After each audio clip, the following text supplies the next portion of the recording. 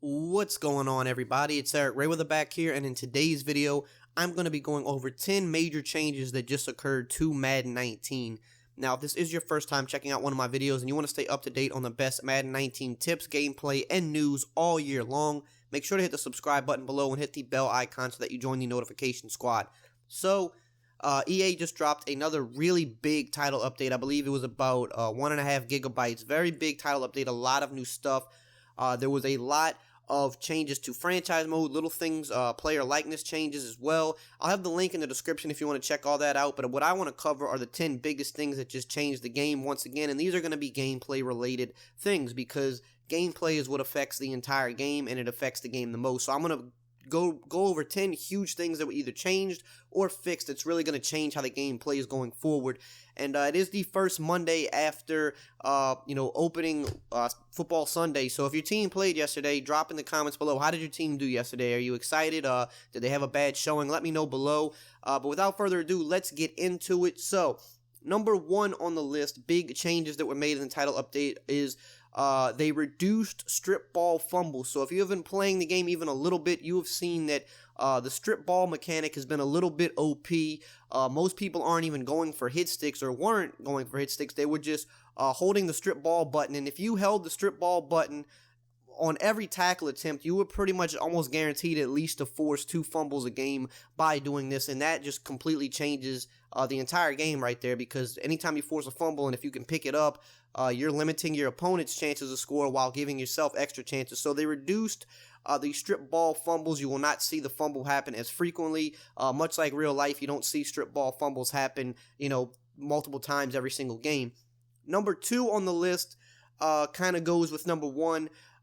They increased the broken tackles when you put your strip ball adjustment on aggressive. So your coaching adjustments on defense, a lot of people were putting the strip ball coaching adjustment on aggressive because strip ball fumbles were, like I said, OP, not only for the user, but if you put your coaching adjustment for strip ball on aggressive, that would make your CPU defenders also go for the strip ball every time they tackled, and they would force fumbles as well.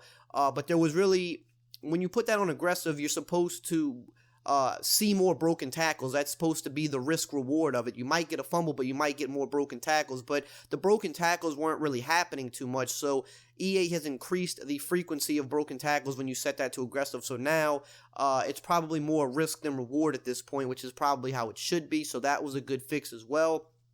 Number 3 also deals with fumbles. We had another issue with fumbling.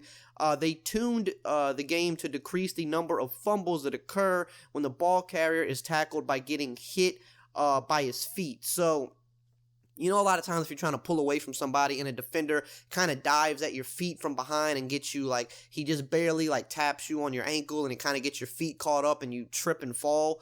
We were seeing a lot of fumble animations on that, just way too many. Not saying that you should never fumble when you get tackled that way, but it was happening, half the time, which was just way too much. So they tuned that to where you're not going to fumble every single time somebody hits your feet from behind. The only bad thing I see about this is a lot of times that's how quarterbacks get tackled when scrambling. So that might mean a reduction in QB fumbles, which might mean, scrambling QBs are a little bit less risky now. So I don't know if that's a totally good thing, but as far as just everybody fumbling when you dove at their feet, it was definitely just happening too much. So I am glad they fixed that, but just note that scrambling QBs might not fumble as much anymore either, which could maybe turn into a later issue.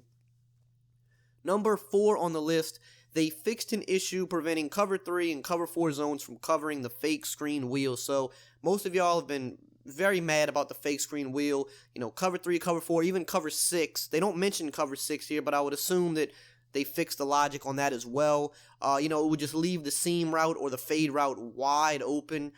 So they fixed that. The cover 3 and cover 4 bugs, they said they're fixed, especially versus fake screen wheel. So you shouldn't have problems defending that play anymore. Not that it was the hardest play to defend, but it just shouldn't have been routes shouldn't have been getting nearly as open as they were versus those certain coverages. So that has been fixed, which is a good thing.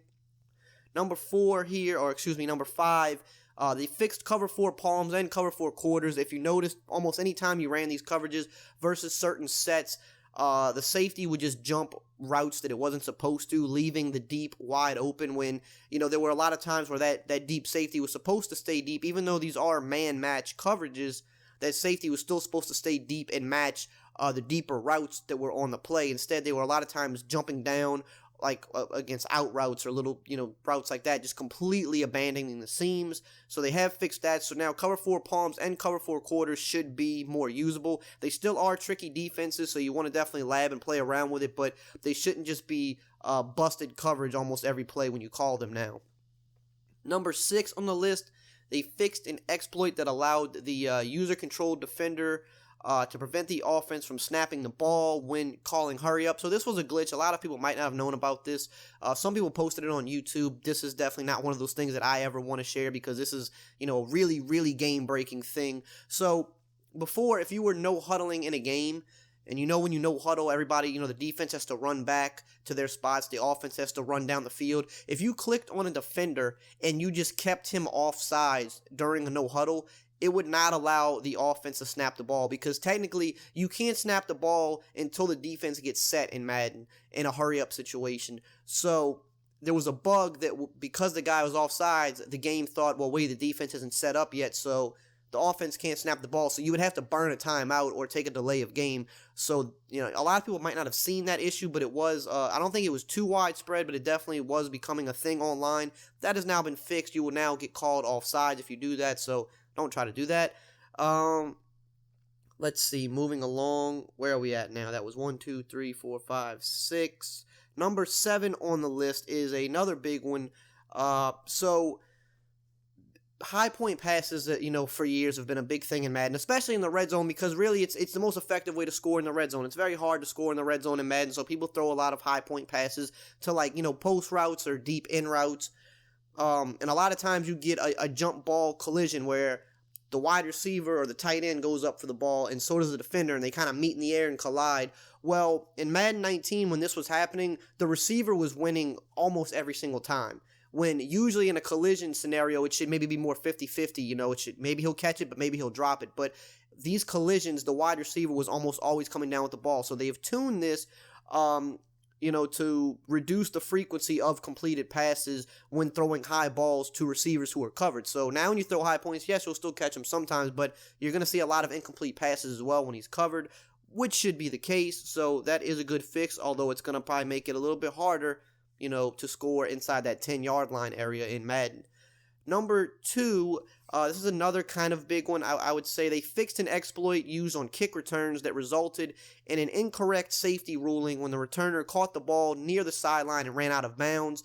If you on the kickoff, if you place the ball kind of perfectly by the goal line, the kind of the CPU defender, or even if you were the user defender, if you were clicked on and you catch the ball, his first step would kind of like carry him, the animation would carry him out of bounds, and you would get a safety, which obviously shouldn't be happening, and it's a clear exploit. So I haven't actually had it done to me, but it's definitely, I've seen it done to other people. So that has been fixed. That is no longer a thing now. See, where are we at now? I believe this is number 9 on the list. They fixed, blocking as a whole has been fixed. Mainly, the big one is, if you know the contain blitz, I've posted a couple contain blitz setups. It is the best way to get pressure in Madden 19. You can still get pressure using the contain blitz, but one of the biggest reasons it worked so well is because if you block the halfback, a lot of times he would kind of ignore it. Now, for me personally, if you have the blocking halfback on the same side as the contain blitz, he usually picked it up pretty well. But if he was on the opposite side, he usually wouldn't. He would kind of like ignore it. So they have definitely tuned that to make the halfbacks a little bit better in terms of picking up the contain blitz. So the contain blitz shouldn't be as troublesome for you now. Just make sure you have a running back blocked if someone's doing it to you, and the running back should do a better job at picking it up. They also fixed some of the other blocking logic, like there were certain run plays that, like certain stretch plays, for example, where like a defensive end would just instantly shed no matter what. Every time he would instantly shed the exact same way every single time, even if he was double teamed. So certain block shedding things have been fixed, so the run game might be a little bit easier now on certain run plays. They fixed some other things with the blocking in terms of sometimes when you hovered by the line with the user defender, you would kind of confuse the offensive line, so apparently that was fixed too. So those are things you gotta have to get in game and just see how well they truly are fixed. I haven't yet, but they said that they, overall they fixed a lot of the blocking in the game. So again, the link will be in the description if you want to check out the patch notes and read up on all of that. And number 10 on the list, for me, is another big one, which has to do with user defenders not animating when you're trying to get user picks. Now, there's a couple here that stand out to me. So one is, a lot of times people, they'll hold the catch button down before the pass is released, because this used to be a tactic that worked before Madden 18 where you could hold the Y or triangle button the entire play. And when the ball was thrown in your vicinity, you would kind of get the ball hawk animation and just be able to pick it off very easily. They changed this last year to where if you were holding the button the whole time, there would be a much bigger likelihood of you dropping the ball because it's considered bad timing, whereas you had to time the pick now instead of holding the button down the entire time. This year, when you're holding the button down the entire time, you don't animate at all. You don't even attempt to go for the pick. You just stand there and watch the ball go over your head. So that's been fixed. If you're holding down that button, your guy's going to animate and try to pick it. Now, if you're holding it early, you still might drop the pick, but that's how it's supposed to be because it's considered bad timing. But you shouldn't be not animating at all, which is what was happening. So, and even in that situation, I'd rather drop a pick than have the ball go right over my head and into the receiver's hands in a completed pass. I'd rather have the incomplete pass. And now another thing is, even if you weren't holding it the whole time, even if you were timing it, sometimes you still weren't getting animations. And this is because for some reason, the algorithm of the game that determined whether your guy would jump for a pick or not was based completely on the spectacular catch rating, specifically for more like higher thrown passes, which is kind of weird to me. They changed this to now be a combination of the jump and agility rating. So it says in order for a defender to have the ability to play a high ball or catch a pass over his shoulder, or like a pass where he's not looking directly at the QB, for example, he must have at least a 75 rating in the jump and an 80 rating in the agility columns.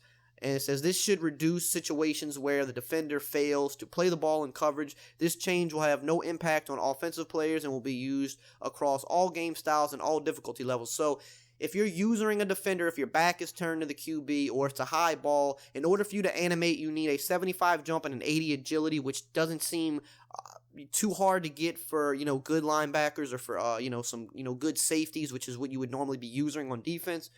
Before, it was based completely on the spectacular catch rating, which, of course, most linebackers and safeties don't have a high spectacular catch rating. So that's why they weren't animating for those interceptions. So that's probably one of the biggest things that I've seen people complain about in my comment section, on Twitter, on other YouTube comment sections. Me, myself, I've missed so many picks this year because my guy just stands there and watches the ball. So that should not be as much of an issue anymore, which is really good to hear. So those are the 10 biggest changes or updates to the game that just changed the game. Like I said, the link to the patch will be in the description below if you want to read everything. And as always, I hope you guys enjoyed this video and found it helpful. If you did, as always, just drop a like, comment, subscribe, and I will see you guys next time.